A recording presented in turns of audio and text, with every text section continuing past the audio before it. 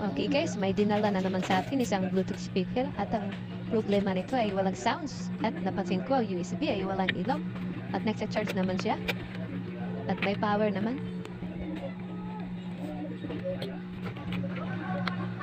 Ayan, kahit nung ihit natin ang volume, wala talagang sounds ang lumalabas.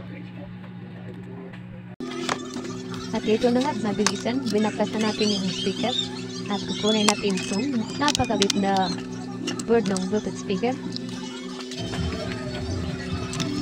At ito na nga, at mag-check tayo ng voltahe sa USB. Kasi napapansin natin na walang ilaw yung USB. Dapat na ilaw to guys. At ilaw din yung indicator na blue.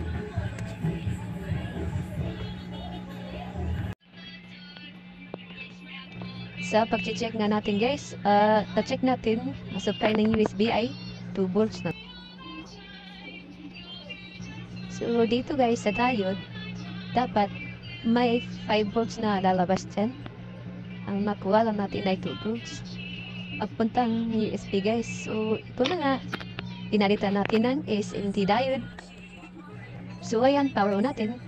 Yun guys, kung napapansin nyo, may indicator light na blue, tsaka yung USB ay nailaw na rin. So ibig sabihin okay na yung Bluetooth speaker natin guys.